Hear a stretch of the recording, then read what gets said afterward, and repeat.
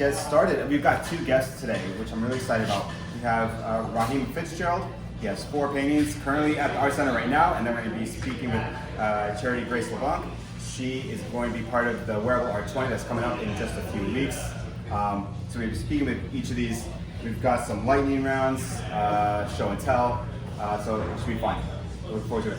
Let me know if you cannot hear our conversation. I've got a mic to use in case of emergency. I was told not to, but we'll do it and ask for forgiveness if we have to. All right, so we'll start off with Raheem here.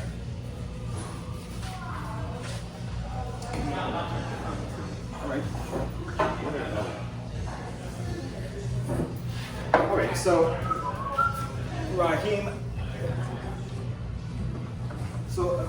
I feel like when I describe you to people as an artist, I describe you as kind of like an artist. So like when people imagine what an artist is, I feel like they often imagine somebody like you. This is kind of something we're going to talk about later.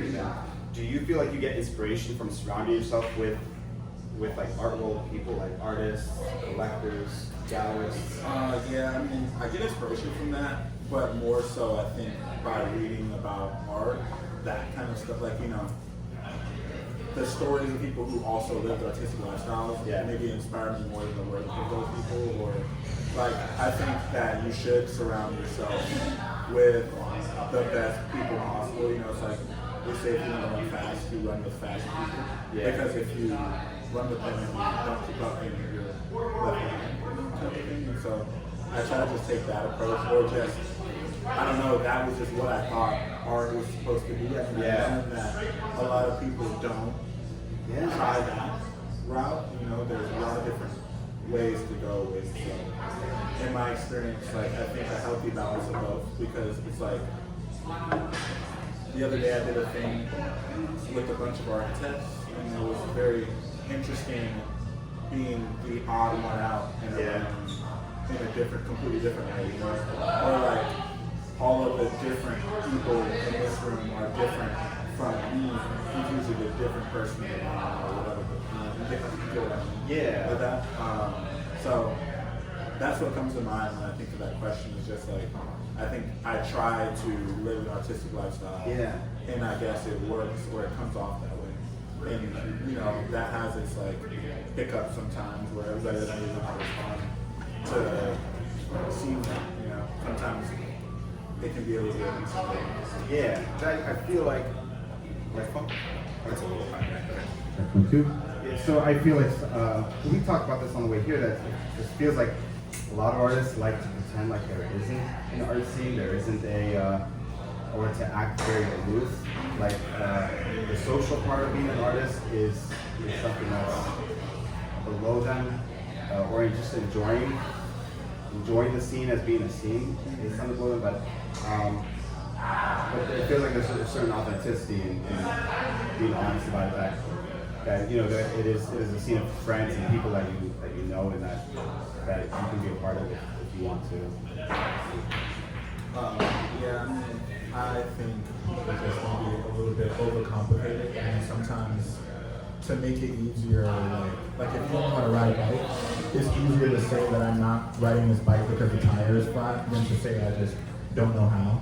And I think a lot of people don't realize that sometimes it's clear that like it's not because the tires are flat. If that was the problem, you would come up with tires, using them before. But it's just that you don't really know how. And I think the first step to knowing how to ride a bike is acknowledging that you don't know how to ride a bike. And by that I mean a lot of the people who maybe they don't have the skin, the thick skin it might take to deal with criticism. And a lot of those things are maybe more so the issue in their disdain with the art scene. You know, some people are awkward, and it's easier to say, oh, I don't like that, than it is to face the fact that like the art world, art shows can be intimidating. You know, I recently have had a lot of experiences that kind of showed me that everyone isn't a part of the world that I'm just so used to being a part of. You know, it's like one day my brother was at my studio and he goes, oh, I didn't know Jean-Michel Basquiat was black. But I think that's like a crazy thing to hear as an artist who spends so much time in that world. Or You know, I think I forget how intimidating it is until my friend in London, she's like, you know, Raheem, I've known you for years, so a lot of the stuff that you're up to doesn't really, not that it doesn't dynamite to me, but I'm used to going to these things and going with you or coming to the art events that you do, but some people who have a different relationship with the art world, or if they only have a relationship with you, the art world can be a little bit intimidating, or like, you know, an art show, you know, sponsored by insert name here and has, you know, these well-dressed people that it can kind of intimidate someone who already feels weird just going into the world that is their workspace or the world that is the grocery store, you know, so like, how are you gonna go to an art show where everybody seems like they're so cool and interesting and have it figured out? You know? Yeah, it's scary.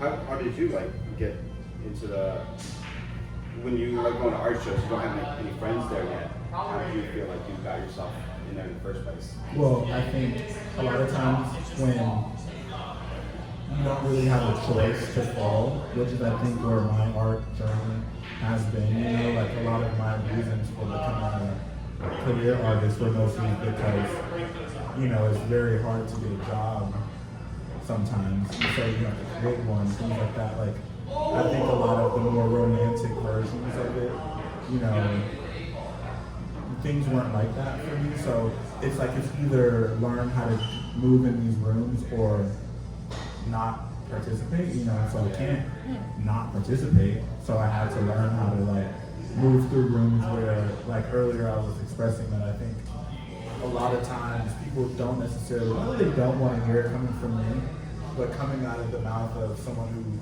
who looks like me, and not just looks like me in the sense that I'm black, but like kind of like it's clear that I might not really care. Not even like on some like Miles Davis, like roll your eyes and stuff thing, but I think sometimes like a lot of that stuff takes people back. Sometimes I forget that like I'm not smiling.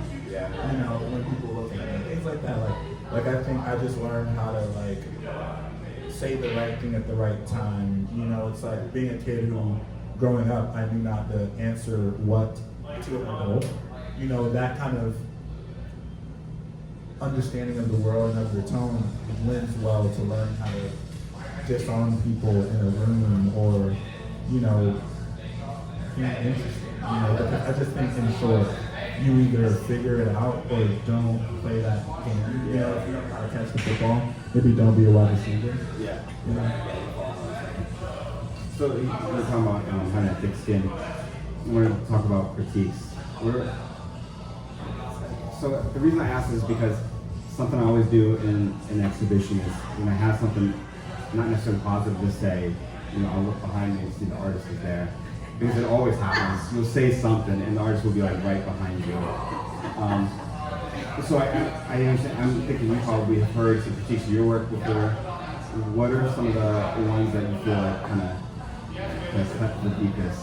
Some that were unfair, maybe some that were fair, you feel like? I mean, I guess like I don't really have a big like relationship with feeling like the critiques were unfair.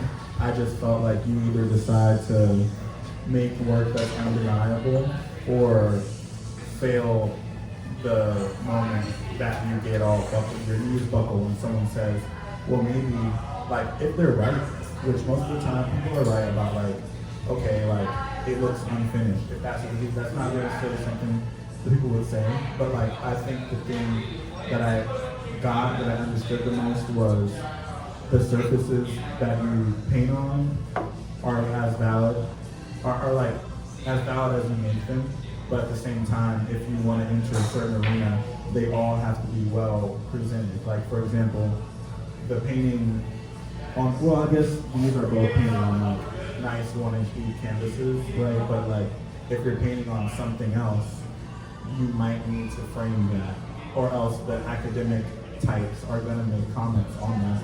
No matter if your work is shown in a gallery or a alternate space, like if you're inviting like MFA professor types, what they're gonna say is like the surface is lackluster, which is true, and I can either decide to be mad or take that to heart or something, or just go, well, you know, I don't want to paint on random stuff forever, they're right.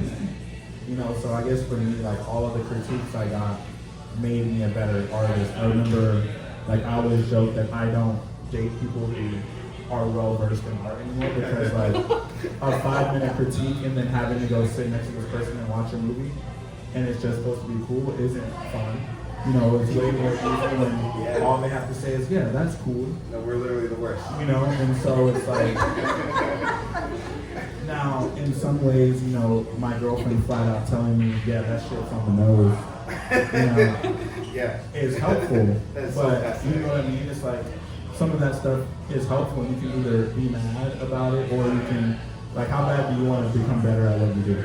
Yeah. You know, so I think I welcome critiques if they're valid. I think some of them were tough. Some of them were people who maybe were judging things or like a lot of the, I think, unfair critiques of me is mostly just, I think I'm very much a person who either, you might see me really, really engaging with someone, and if you don't know that I've known that person for 7 years, you might think when I give you absolutely nothing that I'm rude now, but no, I'm just extremely comfortable with that person and maybe 4 other people that exist. And I think sometimes how I occur can rub people the wrong way if they don't understand anything about me or where I'm coming from. You know, it's like, I think a lot of times I don't get the chance to be socially awkward because I come off confident. Yeah. And that can make people think that I didn't want to talk to them because I think I'm something else, when no, really I just don't know what to say and I would rather say nothing than like smile and wave. Yeah. All right. So, talking about non-art stuff now, I want to ask you, what is something that you're obsessed with right now that's not visual art? Any kind of like media, culture, anything at all? I mean, I feel like the World Cup just happened, so everybody's kind of like having the football fever right now, and I think conveniently, video games like FIFA kind of put, if there's a Champions League final or the World Cup, those games become a lot cheaper and more accessible. So I feel like around these seasons, I always get really into like football or soccer, whichever one you want to call it. You know, so that's been like my guilty pleasure. Just a week or 2 ago, myself and Nick over here were playing a little bit of a charity tournament, 2v2, kind of just, you know, running around. And I feel like also with all of the work that gets done that is not physical in the arts, your body can kind of get used to the lack of movement. And it's not that you're a lazy person, you just aren't moving, you know, and whether that's because you don't have the time to, I think my obsession has been, and for years I've said things like this, that there should be more movement, but I think I'm getting a little bit more active in that thought, like, okay, get out and move. It takes like 15 to 20 minutes to go for a run. If you want to rush it, you can get a mile done in 20 minutes if you really try. You know, some people less. It reminds me, at the art center, some of us were talking about doing a presentation night, and they were doing everybody themes to do that would totally not work for who they are. And one of the themes that I got was talking about why sports is better than art. And I feel like in some ways it's actually true. I feel like I can argue that like really well, why sports are better than art. But it's funny that it feels like sports and art are considered like antithetical to each other. Do you find like the ability to like? Well, I think a lot of the athletes I've spoken to, especially the more engaged with their craft that they liken it to having an artistic practice. I think outside of the arts, the only people who are encouraged to work hard at their craft as much as an artist is an athlete. Like, I feel like when I'm working hard in the studio, I've been there every day for a week straight.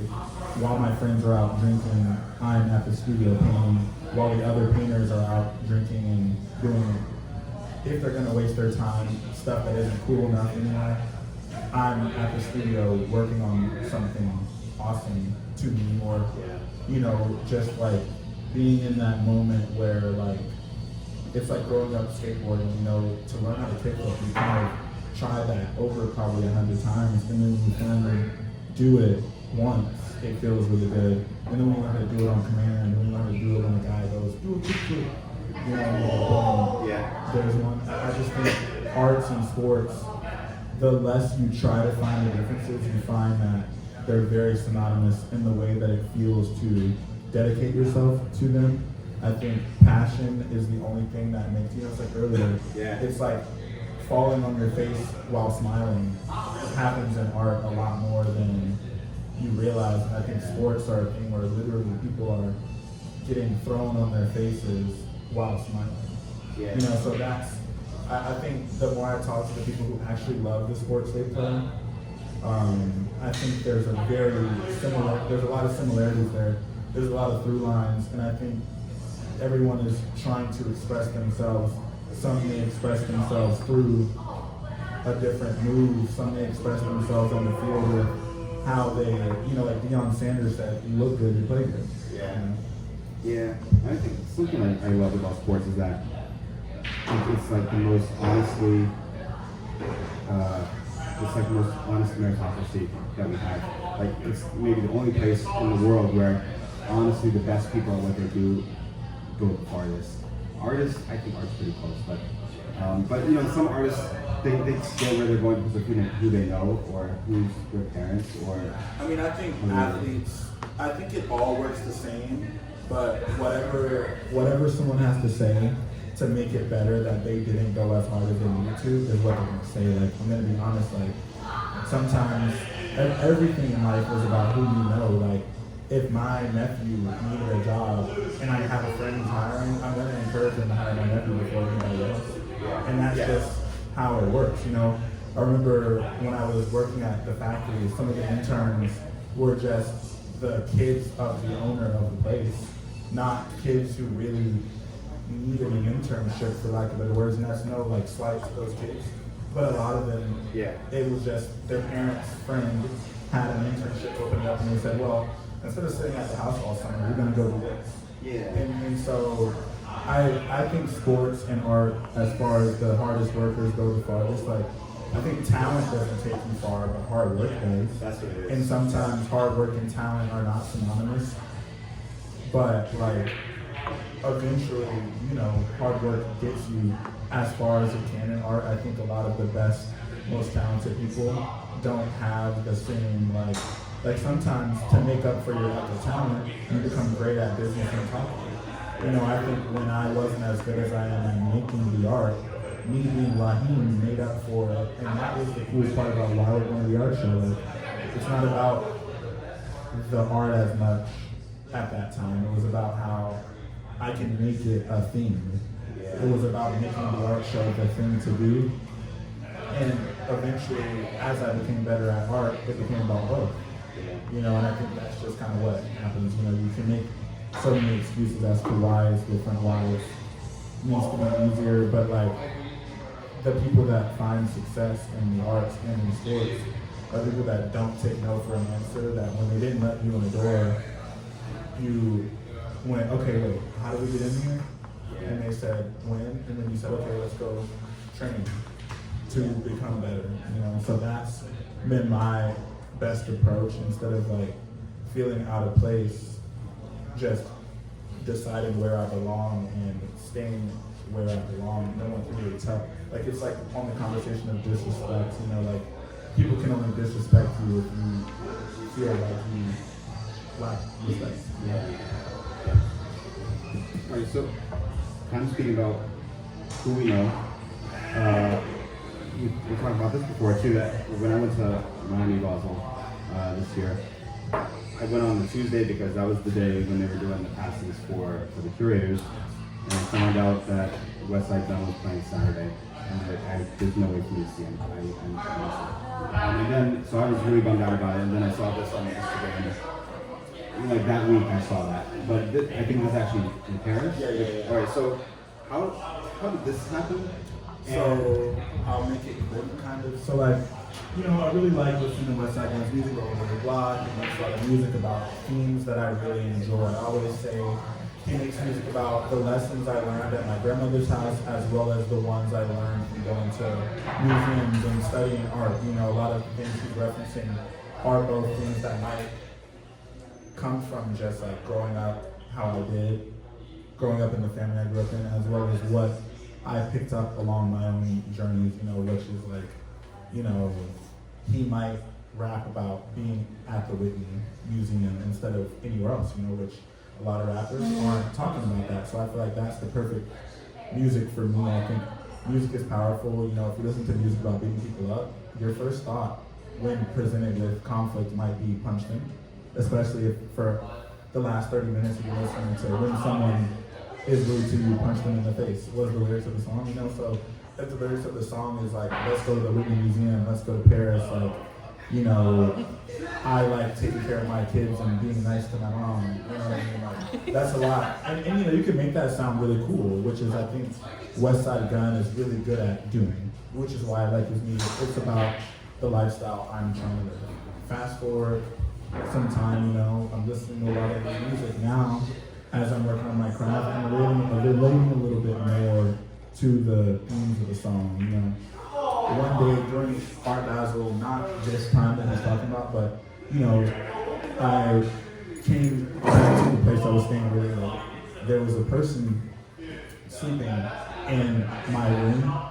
Like it was cool. So I went and slept on the couch down the stairs. And when I wake up in the morning, the guy who was sleeping in my bed is like, yo, like what's up? And he's like, oh, I'm from Buffalo. I'm like, oh, all I know about Buffalo is like, it was all about blah, blah, blah, blah. And he goes, oh, you like that music? You know the song 327? The guy on that song, that's me, Billy Esca. And so now I'm talking to this guy. My whole dream, like when I was a kid, like I got into the arts because I wanted to be able to speak to the artists that created the work that surrounds us, that we listen to. And so, this song with like Westside Gunn and Tyler, the Creator, and Billy Esca, I listened to so many times.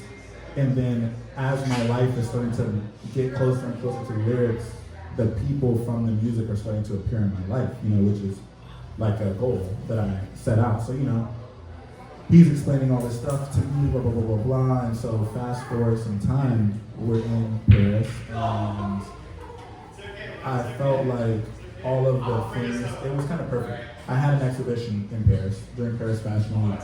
It was a very cool moment for me. And so on the last hour, and mind you, like, I remember talking to my mom, I was like, yo, I don't really, on these trips, I see a lot of rappers and rap-adjacent people, musicians, whoever, pop stars, wherever. And I was like, yeah, mom, only people who I really care about seeing is Westside Gunn and Jay-Z. I didn't see Jay-Z, but I saw Westside Gunn, so we're talking, and my conversation with him was just about how, you can listen to music and be so intentional in your craft that one day you look up and you're doing the things that you were listening to. It's like, I was saying to him, I was like, yeah, it's like, after a while when I'm listening to the songs about you guys, like, traveling and wearing Mason Margiela and all this stuff, I'm looking down while painting, listening to the same music I'm always listening to, and now I just relate to it better. And it was also this surreal moment where this guy who I've kind of held up on this moment kind of pulled me up to the same level as him. Like as I'm finishing talking to him, he's like, yo, by the way, like super congrats on like your art show. Like this person who kind of has been like a very influential, or not necessarily influential, but where I move the goalpost to is where people like him, and there's this other guy there named Stove Guy who is a rapper, and I'm talking to him about how like I'm like, yo, like this is like the music in real life, and we're in Paris like the songs, and I'm in here like your necklace is shaped like a stove, like wow, and he's like, yeah, he's like, this is your life. It's funny, him Stove Guy got that song about blue. Exactly. Yeah. So, it's like I'm talking to these guys about this, and they're like, no, yeah, what you're saying is equally as valid as what we're saying, and you're here with us. Don't forget that part. And so it was just really surreal that my last hour in Paris, like I got really annoyed because we were supposed to go somewhere else, but something happened, and as we're going to, there's this brand called Denim Tears. This was at the Denim Tears party. One of my friends goes, yo, isn't that Westside Gunn right there? And Billy was with him, and so he's like, oh, yo, this is Raheem, blah, blah, blah, blah. And so then I got introduced to Westside Gunn and got to have my conversation about how, his work is directly reflective of how I learned who Caravaggio is and kind of just what people like him are doing by putting like, you know, conversations like, you know, things that I relate to because like my brother is in prison, and then things that I relate to because I love art. You know, now I know who Caravaggio is because of an album cover. That what happened when I showed someone this album cover of a cool painting, they handed me a book about Italian painters. And you know, things like that, like sometimes I feel like my version of natural selection was becoming an artist, you know, because shit just works out for me sometimes. All right, so that's my last formal Q&A question. It's time for Red Flag, Green Flag. I worked really hard on making this. Dion helped me find the glue sticks today. So I've got 12 red flag, green flag questions. Beige flag is an option. I'm gonna ask you these. I'll make my hand the beige flag. All right, that sounds good. Yeah. And but I want to know what you guys think of these too. So after Raheem answers these, we're curious to see what you guys Am I think. allowed to chime in on that all, or is it this guy? Let's go through these quick. Yeah, I want that reaction. Yeah. All right. So first of all, a collector asks for a discount. Beige flag. Okay. Depends on how much money they spend. All right. Yeah. How do you guys? That's true. Beige flag. Like, collector is a stranger, red flag. Collector who is kind of collected a good amount of work of yours, you have a little bit of rapport with them, it's very different because it's a respectable act. Yeah. Okay. So somebody takes a selfie with your painting. Okay. Cool. Someone touches the painting.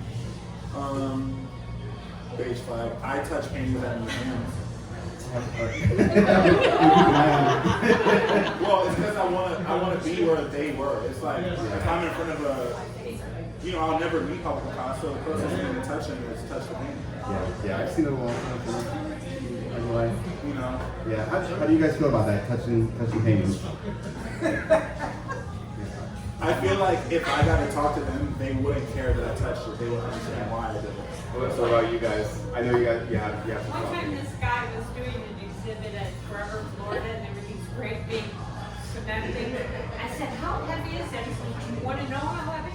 I'm like, yeah! And he takes it down and lets me hold it. And the curator saw it about Yeah, all right. Yeah, touching is one thing. Holding the painting, that's not okay. All right. What about when somebody cries looking at your work? I haven't experienced that yet, so I don't know. Okay. All right. What about when somebody laughs looking at your work? Never seen them do it. I mean, both of those are green flags. The motion is good. Actually, I changed my answer. Green. All right. What about if the curator asks if they can include older work that you don't like anymore?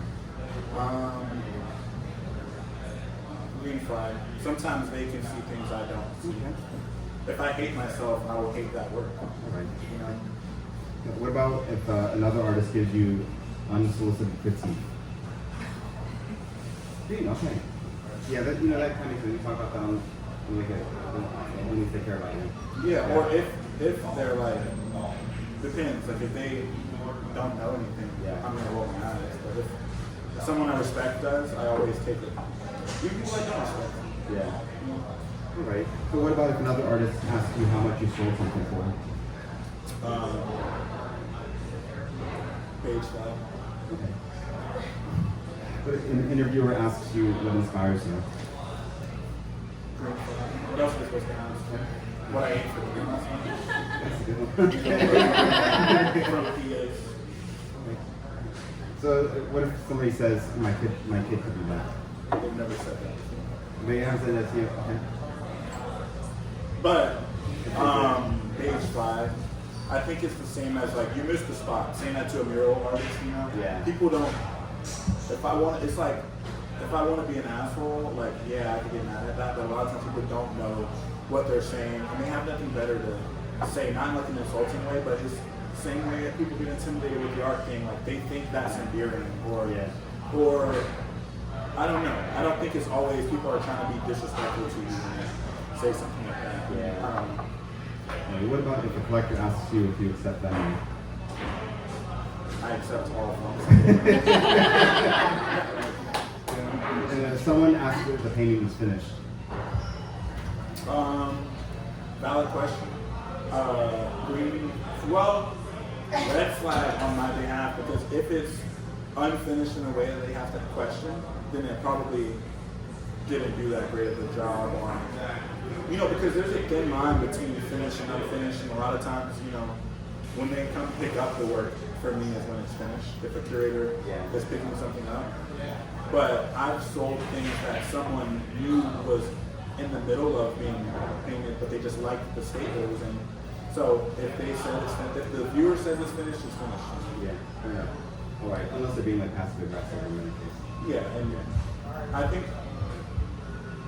I don't think people are often passive aggressive with me in the art world. In front of my work, at least.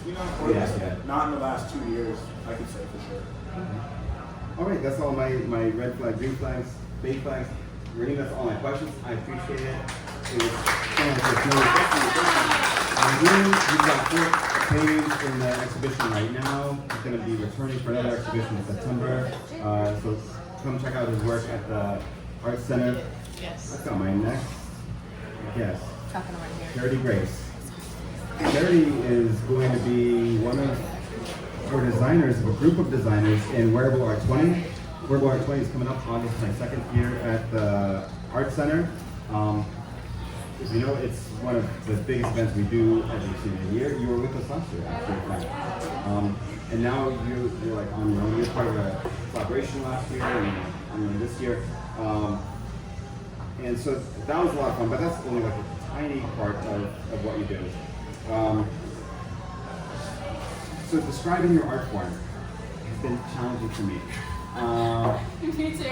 We're going to do this one together. Okay, let me proceed with a couple slides here. Okay, so you created Whimsy, which is a community of people who make, but also who train as well. If you could, I'm passing my team. You can describe what you do exactly, creatively speaking. So Whimsy Forge is an online community platform that I founded with my partner here, and it's basically a subscription platform where people come together online. It's kind of like a social media in a sense, but it's all centered around people who love fantasy, and I teach create courses. So like I have a sewing course on there, I teach people how to make costumes, we have tutorials on all sorts of things. And we also do fantasy training, so like we do fitness training that involves sword swinging, and it's all thematic and themed around this immersive like storytelling. So we train fitness, we make crafts and build costumes, and we do events together. So that describes really well how I kind of, my evolution of understanding what you did, because I saw these costumes, how intricate they were, and of the care and work that you put into it, and like how much detail there is. I mean, you can see in some of these here, and I've got some more slides too. And I thought that was like the main thing of what you did. And then I saw you like wield an axe, and I was like, okay, that is a lot more. A lot more, yeah. Yeah. So it's like it feels like it's dialed to 10 on like 2 very different things.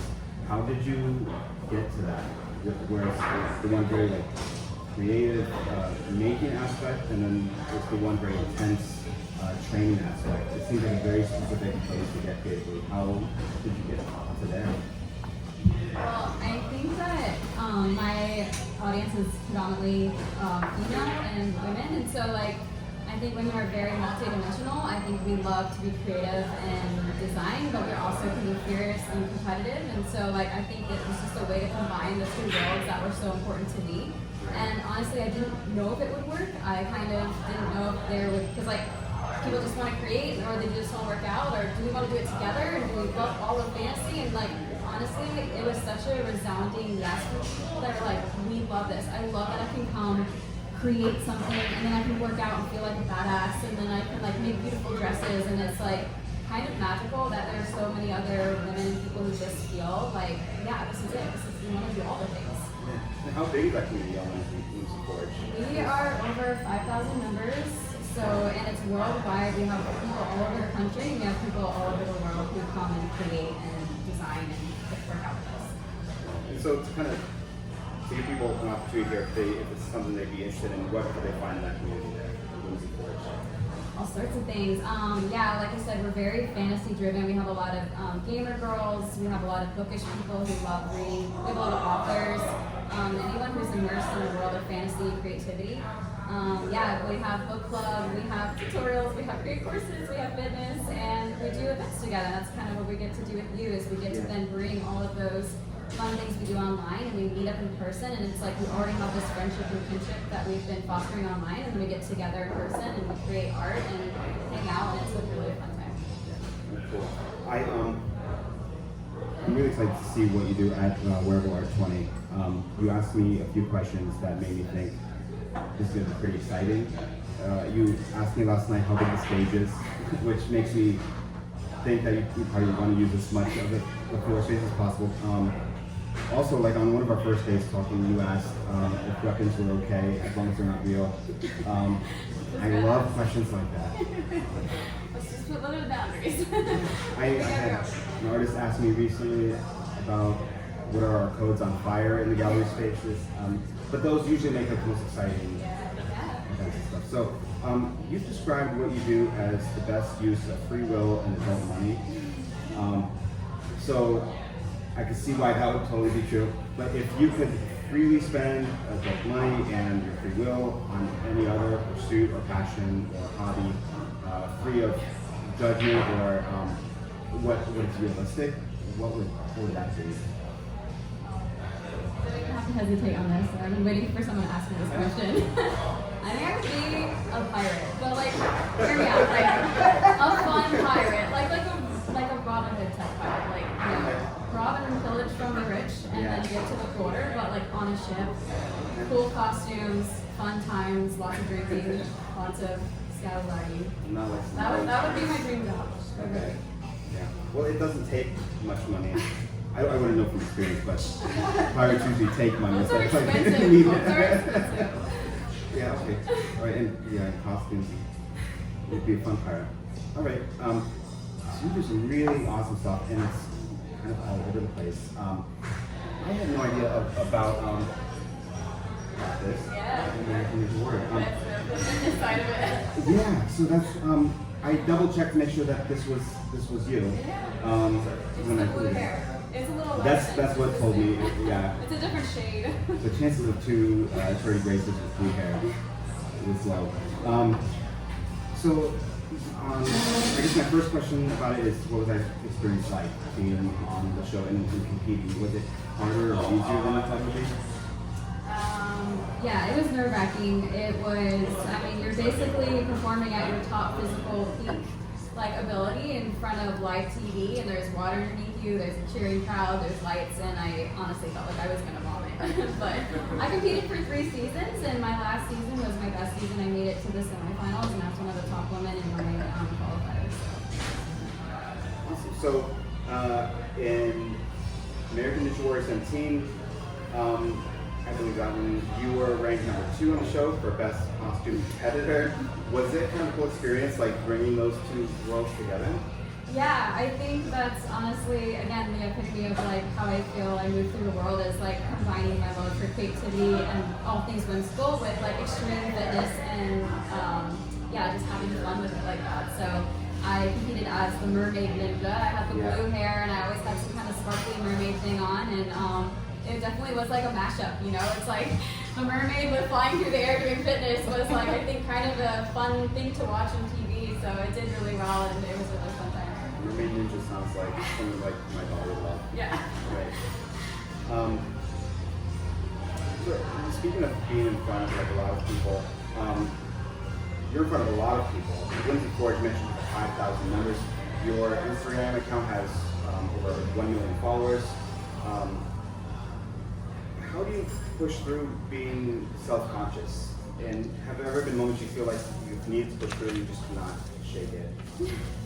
Yeah, I think for me, my coach actually helped me with this once. He's like, basically imagining yourself as like your I guess, what is it, Beyonce has it, the Sasha Fierce, like this personality that is like the best of who you think you are. She's strong, she's fierce, she's brave, and then you kind of just like snap into this character, so it's not you, it's like this character that you've created that is everything that you want to be. And that kind of just helps you mentally get to a space where you feel a little bit bolder, a little bit stronger, and it kind of takes like the self-doubt away, because it's not you, it's like this amazing character that you, believe in. All right. Well, very cool. This brings us to our show and tell. I totally skipped over this section on accident. I'm so excited about the red flag, green flag.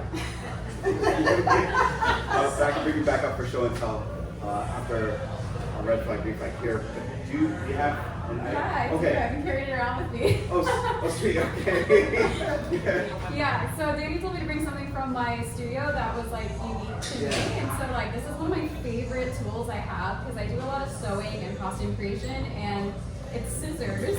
But hold on, I'll show you.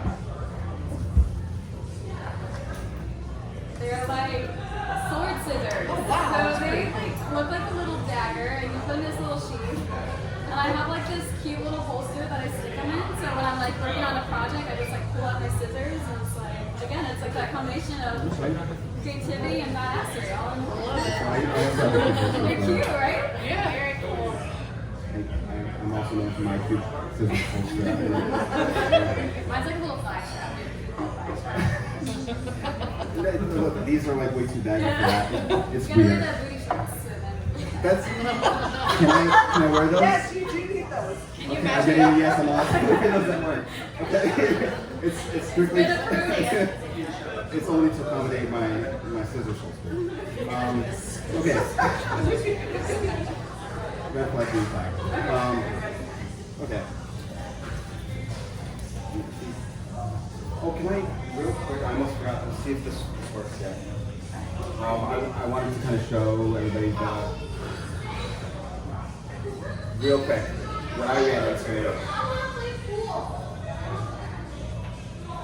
Just like a quick snippet from your Instagram. That's like, it's no joke. Yeah, so, this is what I ran into with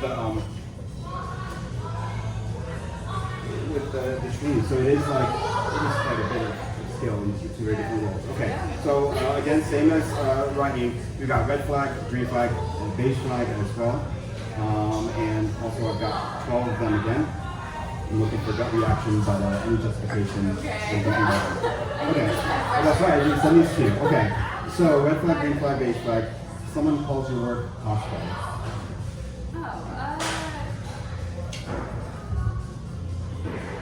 Red flag. Okay. Okay.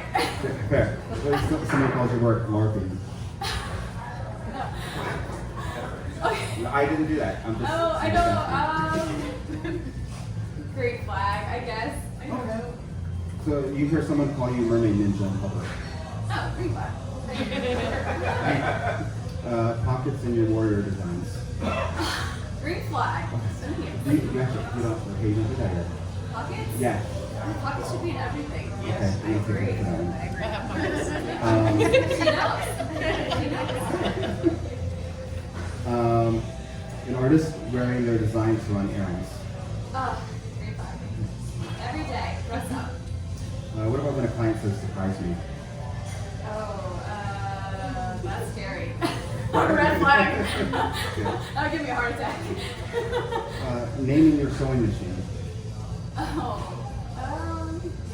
green flag. That's really cute. I don't want to do that. All right. Posting works in progress. Oh, green flag. Or That's the best part. what about posting nothing until it's perfect? Oh, red flag. People saying to you, well, what's your actual job? Red flag. Someone saying we should collaborate but not leaving contact info. Oh, red flag. Yeah. And our last one, using prop weapons but kind of wishing they were real weapons. It's green flag. Safety first. There are a lot of stuff around. I'm glad that they're not all real. Okay. I'm probably missing some toes. All right, I appreciate it. That's our right back reflex. Thanks, Shorty.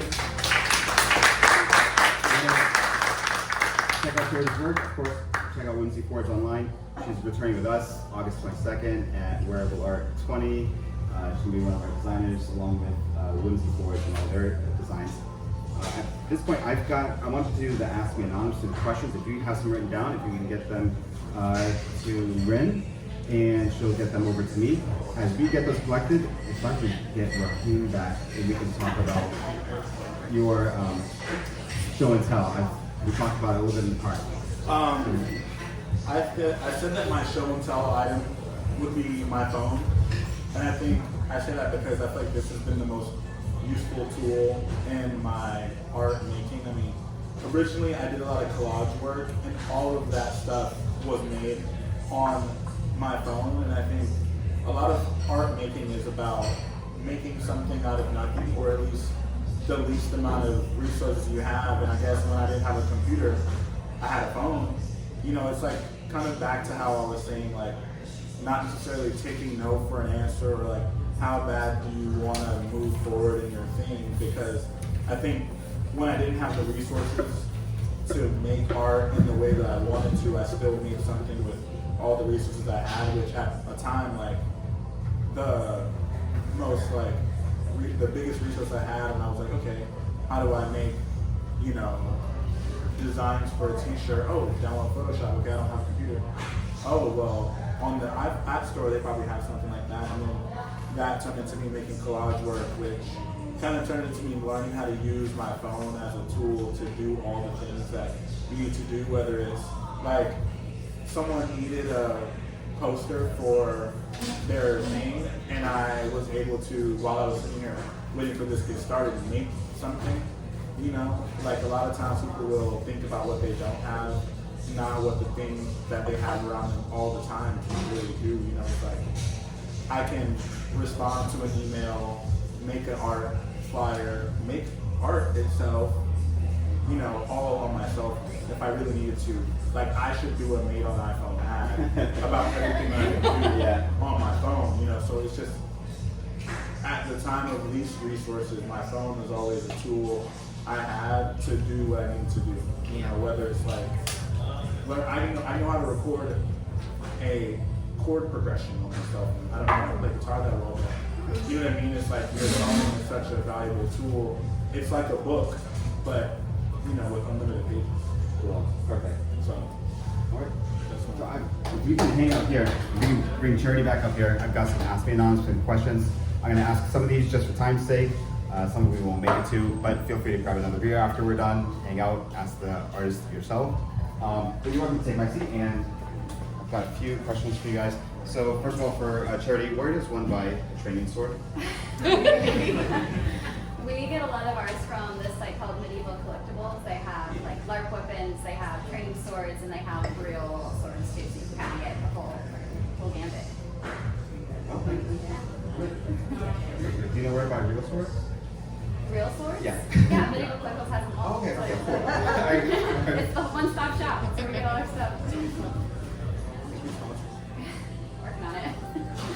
Wait, so I got another one for Raheem. Is there an artistic lifestyle, an artist or an artistic lifestyle that you admire most or try to emulate?